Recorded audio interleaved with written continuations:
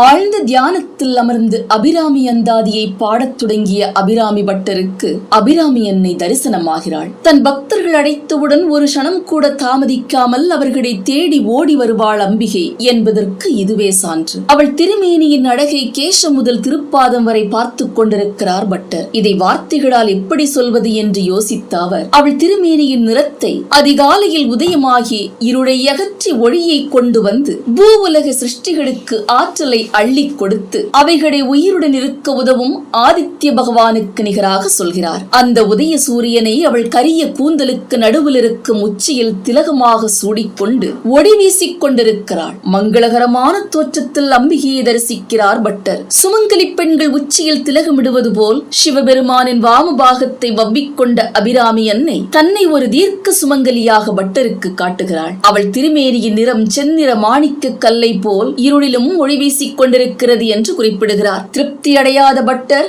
மீண்டும் அகமும் புறமும் சிவப்பு நிறத்தில் மென்மையாக இருக்கும் மாதுளம் மொட்டுக்கு ஓமையாக சொல்கிறார். அப்படியே ஒரு காட்சியை பார்க்கிறார். அதிகாலை சூரியன் தன் கதிர்களை வீசத் தொடங்கியவுடன் அதோ அந்த குளத்தில் இருக்கும் தாமரைகள் தன் இதழ்களை விரித்து ஆதித்ய பகவானை வரவேற்கின்றன. தெய்வீக தன்மை கொண்ட தாமரையை வர்ணனை செய்யாமல் எப்படி கடந்து செல்ல முடியும்?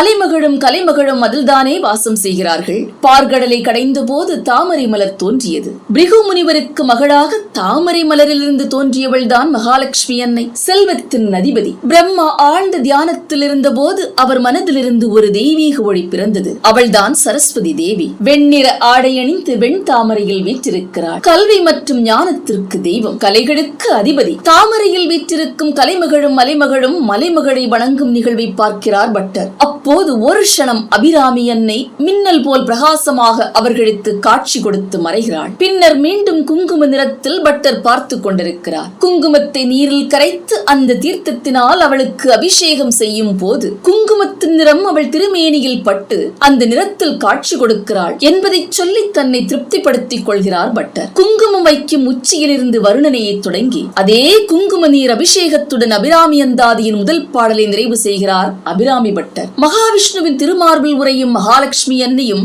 சரஸ்வதி தேவியும் அபிராமி அன்னையின் இருபுறமும் நின்று விசிறி வீசிக் கொண்டு நிற்பார்களாம். அவள் செந்நிறமேனி மின்னல் போல் அவர்களுக்கு காட்சி கொடுக்கும் போது அவளை வணங்குவார்கள் என்பதை குறிக்கத்தான் மலர் கமலை துதிக்கின்ற மின்கொடி என்று தன் கவியை பாடுகிறார் அபிராமி பட்டர். நன்றி.